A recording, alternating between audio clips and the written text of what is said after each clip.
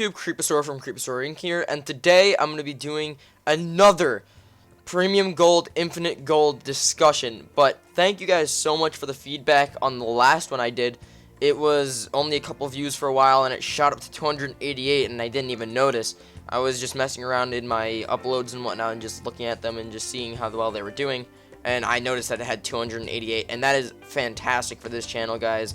Really thankful for you like giving all this feedback and seeing what you guys actually like. I know that you guys don't really comment much, but seeing that this skyrocketed is awesome to see that my channel is growing more and more people will get to see it.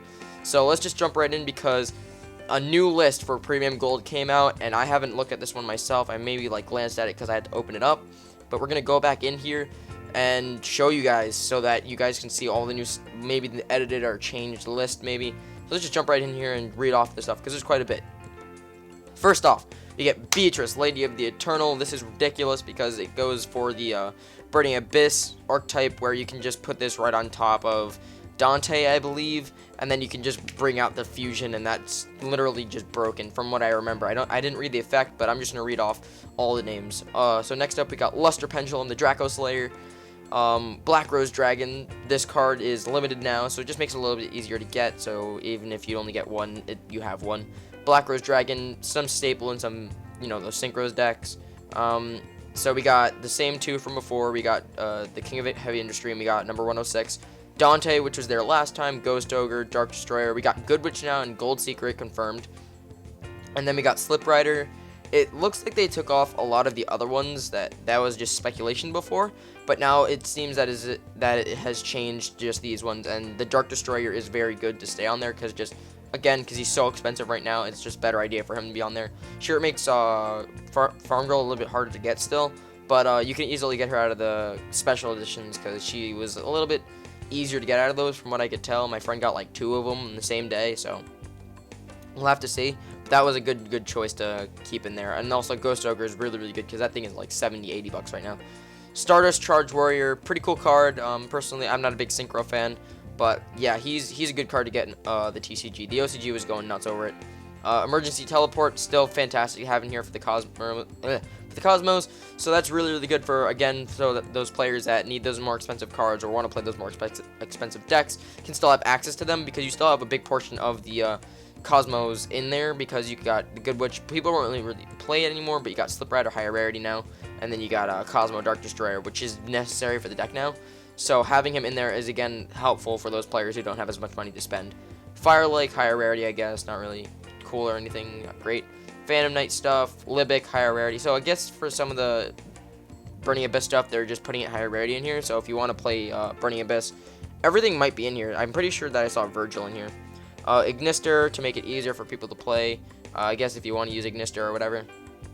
We got Constellar Pleiades. That's really good for those people who want to do that combo. I don't think you can do that combo anymore with the Ptolemaeus thing. I don't think you can. I think that's what you used for it. But yeah, Constellar Ptolemaeus, if you can make 5s, and this is a really good card in the format. We got Shared Ride. That's okay now, but I don't really see it as much as a big thing anymore. Ultimate Middle, I'm not even gonna pronounce it. The Ultimate Legendary God. Don't know what that is. I am probably gonna have to go search it up later and probably do a discussion on that one as well. I've been having a lot of fun with the discussions lately, so that's why you guys have seen a little influx in them.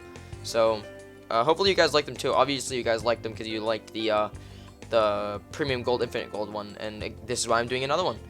Grand Horn of Heaven, great card, needed a reprint in higher rarity. Treacherous Trap Hole, Deep Dark Trap Hole, Radiant Mirror Force. No, the one that we're looking for is Rippling Mirror Force. I don't know what this one is. I've seen it before, I just don't remember exactly what it does. Harmony of the King's Soul, Magic King Moonstar, the Monarch Stormforth. Finally, I play Monarchs, and I've used the Monarch Stormforth in a whole bunch of other decks, like especially Batteryman, again Monarchs, and then I've used it in 2 other decks. I didn't play him for very long, so it's not really relevant for me to sell him right now. Junk Karibo, so I guess that's for the Synchro archetype. That's really cool that you can now have a Karibo for them too. I really want to see what it looks like, so I'm not gonna look at them right now because that would take time from doing the discussion. We got Alec Melbronk of the Burning Abyss. We got Firehand, really good tech, and most decks if you're playing like Rogue or whatever. So Naruto, the Moral Leader. That guy jumped in price. I don't know exactly why. We got, again, another reprint of Gaga Cowboy, just to make it easier for those players to get into that card, because it finishes OTKs, so it's really, really good for it to get a bunch of reprints, because it didn't have a reprint, because it had Ultimate Rare and Super Rare, and that didn't really make it that easy to get, even if he did come out of a tin. He was, like, still $10. Shining Hope Road, don't know what that does either, so we'll just have to see. Farfa Magister, again, just another really good reprint. Dark Mirror Force, not that great of a reprint. I don't know why they would reprint that card, but whatever. Mass Change second for those Mass Hero players for a higher rarity. Galaxy Cyclone, again, I'm really excited for this to get reprinted. Again, I haven't looked at this list myself, so wow, that is really good. I'm really excited to try and get this myself, because having Galaxy Cyclone is just great, because again, you can use it twice, so pretty much you're playing 6 MSTs. So I'm really excited to pull those. If I get that, I might not play the Twin Twisters, because I don't feel like trying to pull Twin Twisters and buy them. I like the ability in Premium Gold that I could have the possibility of getting this and a whole bunch of other cool stuff with it. So we got Archfiend-Eccentric. I'm pretty sure that was there last time. We got Blazing Mirror Force, Red Eyes Flare Metal Dragon. That's a pretty good Xyz. Ice Hand, number 84 Pain Gainer. Mistake, really good reprint. The Terminus of the Burning Abyss, don't know what that does. Rubik, pretty good. I haven't been seeing too many people really into that card anymore. They're probably playing at 1, along with the Virgil at 1, so I am... Wait a second, does that say Daigusto Emerald? I'm sorry, stopping in the middle of talking about Rubik, but wow, Daigusto Emerald reprint. I know he got a reprint in the Battle Pack a while back, but he came in the Shatter Foil, which doesn't look all that cool, even if he still is at $35 up from there, even at that rarity. But getting a Daigusto Emerald reprint is fantastic. It helps out so many decks like Rogue, any deck really, because you run through resources almost every deck so fast, even if you are in Rogue, that you want to recycle those things, and having the ability to just make a 4 and recycle 3 cards that you need is fantastic. And having a reprint of Daigusto Emerald is kind of necessary, because he's way too expensive for anybody to get into him, and he's such a needed Xyz for almost every deck out there. So having access to him now, and I don't know what they're going to be confirmed as rarity. If he's Gold Secret, that might make him a little bit harder to get into, but if he's just regular Gold Rare, then that is fantastic. We got Ptolemy M7, Breakthrough Skill reprint. That's not as good nowadays because it targets, but still a pretty good card if you don't want to play like the Effect Veilers and whatever. Mask Change, Mistaken Arrest. I don't know about Mistaken Arrest. Remove Brainwashing, Fairy Wind reprint. That's actually pretty good for those players who don't want to use the the Wavering Eyes. You can use that against like the Pendulum matchup and whatnot. So that's pretty good. Void Trap Hole, Dante Pilgrim of the Burning Abyss.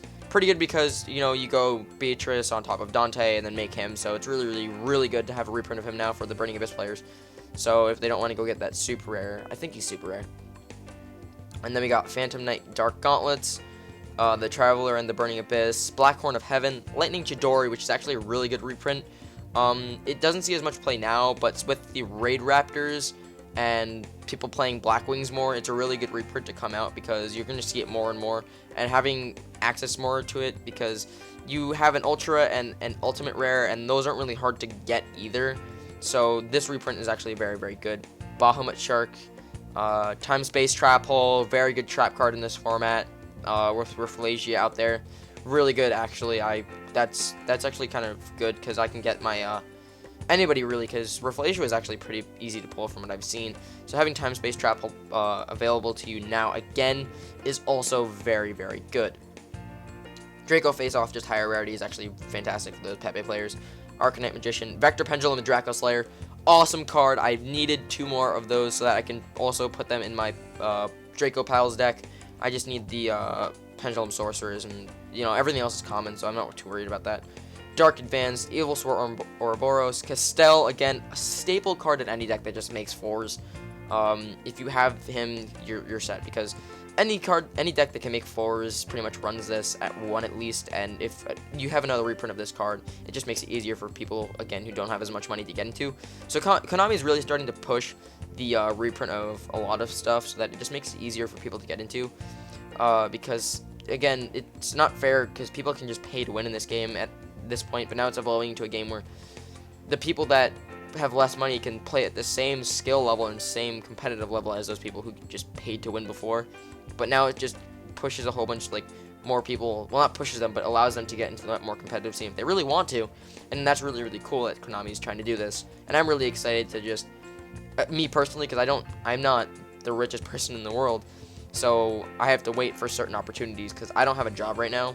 I'm hoping to get a job in the future so that I can, get this stuff that I want and whatever, which is, being more independent. And it just gives it the ability to people who also don't have jobs, but like get that money here and there from doing like odd jobs around the place, that they can just go, maybe buy one of these and get a whole bunch of really good reprints that they do need.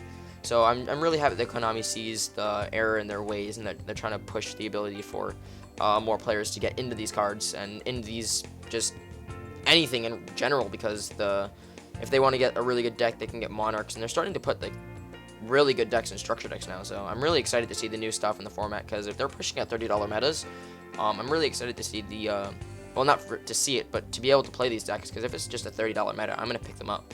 Skarm, another reprint. Chimera Tech Fortress Dragon, which is amazing.